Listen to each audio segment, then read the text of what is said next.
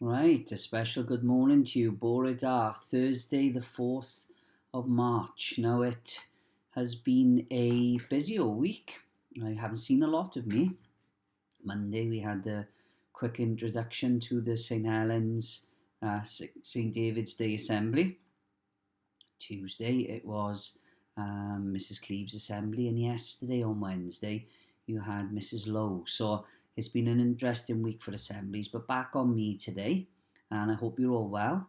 It's been lovely to see all of the children back in the infants, and we're still waiting for confirmation on the juniors, but the weather has been absolutely glorious.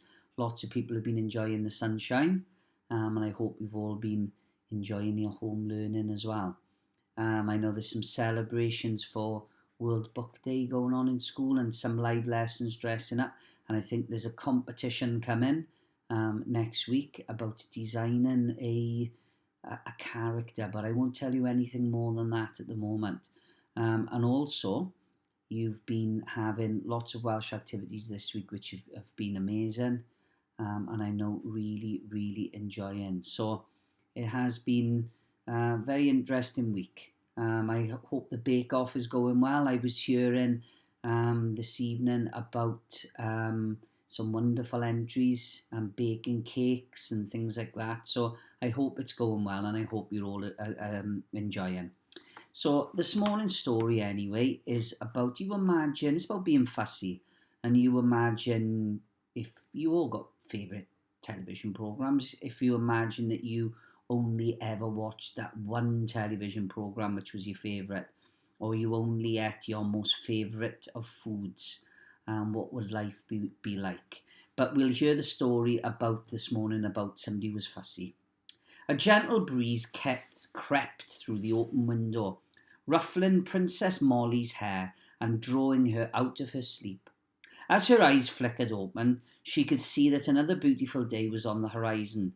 She slowly stretched and clambered out of the soft bed, walked over to the windows and gazed upon the view before her. For a short moment, the surrounding hills occupied her mind. That was until a flutter caught the corner of her eye. Miss Reaver, please fix the curtain immediately. It's draping down, lying an inch lower than it should. I can't have any mess around me, Princess Molly called out to her servant. Imagine that, having a servant. Right away, Miss Molly.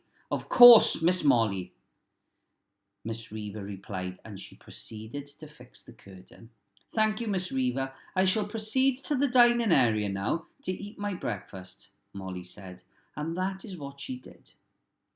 Entering the room, Princess Molly noticed that the table was set just as she liked it. The cutlery was placed in just the right place, the fruit juice was in the correct glass jar, the toast was the perfect shade of tan and temperature that Princess Molly insisted on. Before her, Princess Molly's bowl of fresh fruit salad was waiting to be eaten, each piece of fruit cut precisely to her exact instructions.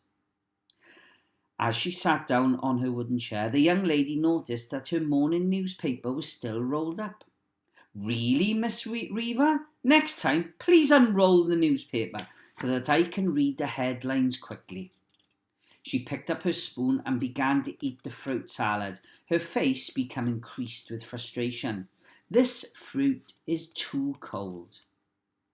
It was prepared 15 minutes ago, madam. All the fruit was taken out of the refrigerator in preparation for you. Well, obviously it needs to be taken out of the cooler far sooner. Please replace it. Miss Reaver removed the chilled fruit from the table and returned it to the kitchen. Oh, such a fussy woman, she thought to herself as she prepared a replacement salad. After breakfast, Molly returned upstairs to get dressed and ready for her day. As a doll designer, she owned a shop in the centre of town where she sold her world-famous pieces. In the studio where the dolls were made, 30 workers carefully crafted different parts of the final product. There were workers for creating the mould for the doll, workers to create the dresses and accessories, and finally a group of highly skilled workers finished each doll by painting their face using the best paints and finest brushes available. Princess Molly kept a very close eye on her workers, ensuring that even the finest of details passed her requirements, making each doll as close to perfect as it possibly could be. "That doll's eyes are not of the right colour," Molly told a worker. "The eyes are blue, madam," the worker replied. "I want sky blue. Yours are ocean blue. Please fix it."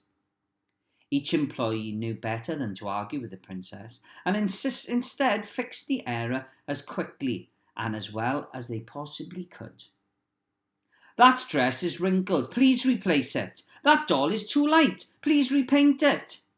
The hair is overly wavy. Please maintain the standard style." It was a chilly day when one of the workers brought her daughter to the factory. Unable to find childcare, she really had no choice. Ella was only 9 years old, and to be in the factory was a huge honour. She loved Princess Molly's dolls and wished them with all her heart that she could afford one. Promising her mother she would behave, she silently roamed around the doll shop, her curiosity leading her to some dolls ready to be decorated. For the rest of the day, Ella was engrossed in painting and decorating a doll before styling it with her own hair and dress design. The day slipped by quickly, and at the sound of her mother's voice, Ella quickly packed up her work, placed the completed doll onto a table, and ran to her mother. Upon her arrival next morning, Princess Molly was greeted with a lopsided smile of Ella's doll. "Who put this creature here?" she demanded. "It's far from perfect. I cannot have it in my store." And with that, she grabbed the doll and returned to her car. Molly drove quickly towards the nearest dump, determined that no one should know that the doll had been created in her shop. Suddenly, she stopped the car. She looked at the doll, observing how different it was from her usual creations. Green eyes, sun-kissed skin, brown hair, simple accessories and a pair of wings at the back, giving the doll a fairy-like appearance. "This simply does not pass the standard of my shop. I should throw this away now," she mumbled to herself before she opened the car door, walked to a nearby pavement and put the doll on a bench. Turning back towards her car, she heard a small voice call to her mother. "Hey Mum, this doll looks so awesome. It looks magical." Princess Molly was far more than a little surprised to hear that someone liked it, and she drove back to the factory. Her mind began to replay the little girl's voice. "I have to have everything perfect. Every single doll needs to be exact, and yet the one time a doll is created against my requirements, it is a masterpiece in its own right," she pondered. "I wonder, is it possibly that people may wish to buy dolls that look different?" Princess Molly quickly put changes in place when she arrived back at the factory. Instead of the usual blonde-haired, ocean blue-eyed and light-skilled dolls, she made a new set of dolls, each with different coloured eyes, skin, and dressed up in different styles, including some with fairy wings. It wasn't long before Princess Molly's dolls were arriving in toy stores around the country. In her own store, it seemed the children were very fond of the new designs and the slight imperfections. "At least they have a doll that looks like me," one shopper said. "Look, this doll also has red hair," said another. "Oh, this doll has short hair, like I have," exclaimed a third. Each cry of delight brought a new smile to Princess Molly's face. That night, she went home from work very happy with the dolls that her workers had produced. The next morning, a gentle breeze crept through the open window, ruffling Princess Molly's hair and drawing her out of her sleep. As her eyes flickered open, she could see that another beautiful day was on the horizon. She slowly stretched and clambered out of the soft bed, walked over to the windows and gazed upon the view before her. For a short moment, the surrounding hills occupied her mind. That was until a flutter caught the corner of her eye. Suddenly, Miss Reaver noticed that the curtains had become loose again, and she rushed forward to pin it up. "It's all right, Miss Reaver. Just leave it the way it is. Not everything needs to be perfect all of the time."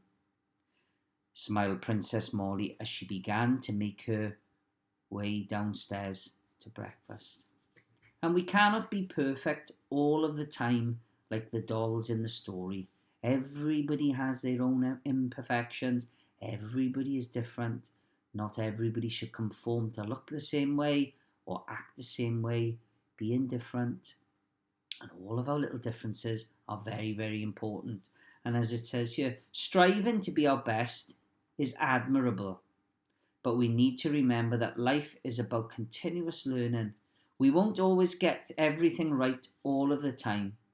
When we make mistakes, if we keep our minds open, we can learn wonderful new things that we wouldn't learn if we insisted on being perfect all of the time. That's what we call a growth mindset, isn't it? Being overly fussy can lead us to overlook certain opportunities and discoveries. So follow the rules, but be open to life's hidden surprises. Do not strive for perfection. You will never ever get there. Life is a lifelong journey. So I hope you've enjoyed the assembly about Princess Molly today. Enjoy the rest of your home learning, and I shall see you all soon. But we'll say our school prayer to finish.